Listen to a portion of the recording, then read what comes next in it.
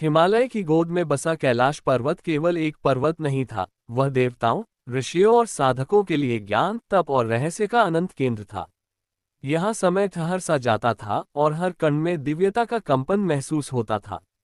इसी पवित्र स्थल पर विराजते थे जगत के महादेव भोलेनाथ शिव, जो अपनी जटाओं में गंगा जल, कंठ में सर्प, त्रिशूल पर ब्रह्मांड की शक्ति और शरीर पर धधकते अग्नि के समान सफेद भस्म धारण करते थे।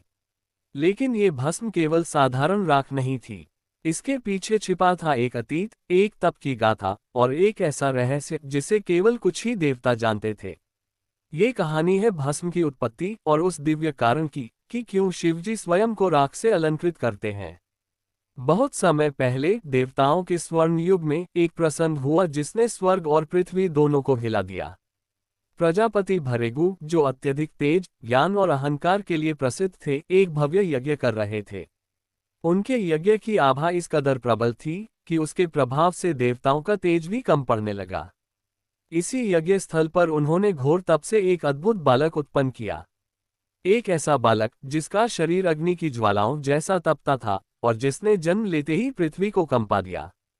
उसका नाम था वैताल। कई पुराणों में उसे भस्मासुर के जन्म से जुड़ा माना गया है। वैताल का जन्म दिव्य शक्ति के लिए नहीं बल्कि भृगु की इच्छा को पूर्ण करने के लिए हुआ था। एक ऐसा प्राणी जो किसी भी देवता को चुनौती दे सके। लेकिन जैसे ही वैताल बड़ा होने लगा, उसके भीतर के तेज के साथ साथ उसका अहंकार भी बढ़ने लगा। उसने अपने को देवताओं से श्रेष्ठ मानना शुरू कर दिया। अल्प समय में वैताल ने कई तपस्वियों को चुनौती दी। उसके शक्ति विकास का कोई अंत नहीं था। वह यज्ञ शक्ति से जन्मा था, इसलिए दैत्य होकर भी वह पराजय था। एक दिन वह इंद्रलोक पहुंच गया और इंद्र को ललकार दिया, इंद्र, तेरी इस स्वर्णमय सभा को मैं राख में बदल दूंगा। आज मुझे कोई रोक नहीं सकता। देवता घबरा गए। वह दैत्य किसी मनुष्य या दानव जैसा नहीं था। उसकी शक्ति प्रजापति के तप से उत्पन्न हुई थी। हारकर देवता ब्रह्मा जी के पास पहुंचे। ब्रह्मा ने कहा, ये दैत्य मेरे पुत्र भृगु के तेज से उत्पन्न है। उसे रोकने में मैं असमर्थ हूँ। केवल शिव ही इसका समाधान कर सकते हैं। देवता तुरंत कैलाश के लिए प्रस्थान कर गए। जब देवता कैलाश पहुंचे तो उन्होंने शिव को समाधि में लीन पाया। चारों ओर शांत वातावरण, मंद मंद गंधर्वों का संगीत और प्रकृति का स्वच्छंद नृत्य। किसी को भी उस क्षण को भंग करने का साहस नहीं था। किंतु देवताओं की समस्या अत्यंत गंभीर थी, इसलिए उन्होंने धीरे से प्रार्थना की, हे महादेव, संसार संकट में है। वैताल नामक दैत्य देवलोक को नष्ट करने पर उतारू है। महादेव ने अपनी आंखें खोलीं। उनकी दृष्टि में करुणा थी परंतु दृढ़ता भी। यदि समय ऐसा आ गया है कि अधर्म बढ़ गया है, तो उसका अंत आवश्यक है। शिव जी ने मुस्कुराते हुए कहा, देवताओं, चिंता मत करो। उसका जन्म यज्ञ से हुआ है, पर उसका अंत मेरे अग्नि रूप से होगा। महादेव स्वयं युद्ध क्रीड़ा में रुचि नहीं रखते थे, परंतु संसार की रक्षा उनका धर्म था। वे कैलाश से प्रस्थान कर सीधे उस स्थान पर पहुंचे जहां वैताल अपना आतंक फैला रहा था। वैताल ने शिव को देखा तो हंसते हुए बोला, तो तुम ही हो वह महादेव जिनकी इतनी महिमा गाई जाती है। आज मैं तुम्हें भी राख बना दूंगा। शिव मुस्कुराए, राख तो मैं स्वयं धारण करता हूं, पर किसी अन्य को राख बनाना मेरा उद्देश्य नहीं।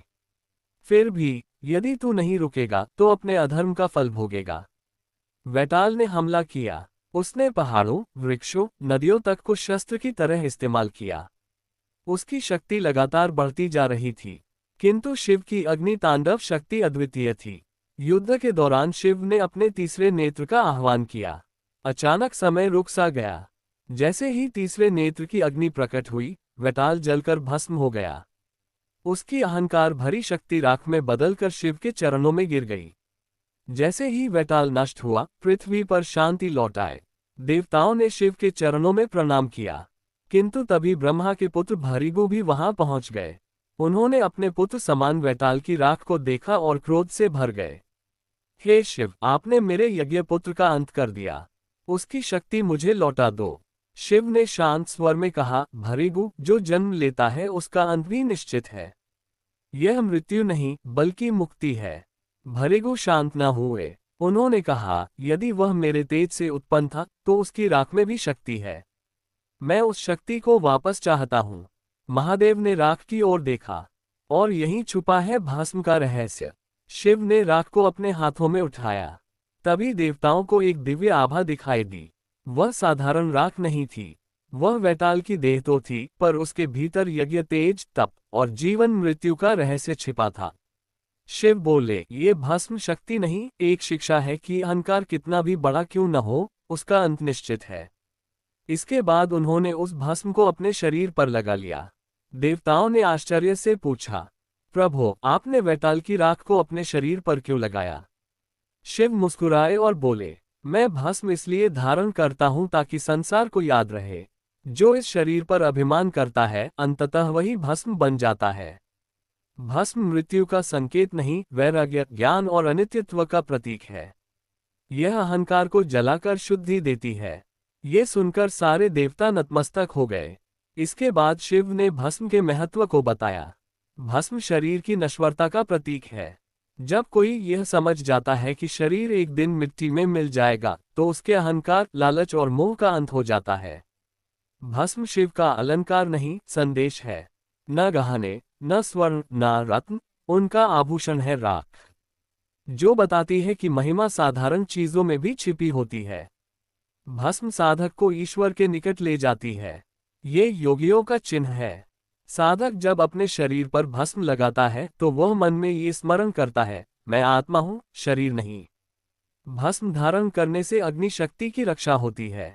ये शरीर को ठंडा रखती है। और शिव, जो अपने भीतर ब्रह्मांड की ज्वाला धारण करते हैं, इस राख को अपने ताप के संतुलन हेतु रखते हैं। उस दिन से महादेव ने भस्म को अपने शरीर का अनिवार्य अंग घोषित किया। गणों, योगियों, सिद्ध पुरुषों और आगम परंपरा ने भी इसे अपनाया। समय बीतता गया, पर भस्म धारण और शिव की ये दिव्य परंपरा आज भी वैसी ही पवित्र और रहस्यमयी है। शिव का ये रूप हमें बताता है, अहंकार नष्ट होते ही आत्मज्ञान का उदय होता है। एक दिन माता पार्वती ने भी शिव से पूछा, स्वामी, जब आप इतने सुंदर हैं तो आप अपने शरीर पर राख क्यों लगाते हैं? शिव मुस्कुराए और बोले, देवी, ये भस्म ही वह वस्त्र है जो मुझे संसार के अहंकार से दूर रखता है। यह मुझे मेरी वास्तविकता, अमर आत्मा का स्मरण कराता है। और जब तक जीव इस सत्य को नहीं समझता, वह जन्म मरण के चक्र से मुक्त नहीं हो सकता। माता पार्वती ने तब महसूस किया कि यह भस्म केवल एक अलंकरण नहीं, बल्कि अत्यंत पवित्र तत्वज्ञान है। शिवजी भस्म इसलिए धारण करते हैं क्योंकि भस्म अहंकार को नष्ट करती है। ये शरीर की नश्वरता का प्रतीक है। ये शिव की वैराग्य और त्याग की मूर्ति को दर्शाती है। ये पाप, नकारात्मकता और अधर्म के अंत का संकेत है। ये तप, योग और ज्ञान की पराकाष्ठा है। भस्म वह स्मृति है जिसे शिव हर क्षण अपने तन पर धारण करते हैं कि संसार में अंतिम सत्य केवल परमात्मा है। बाकी सब भस्म हो जाता है। अगर आपको यह वीडियो अच्छा लगा हो तो लाइक और सब्सक्राइब करें और अपने दोस्तों को शेयर करते हुए एक अच्छा सा कमेंट भी अवश्य करें। धन्यवाद।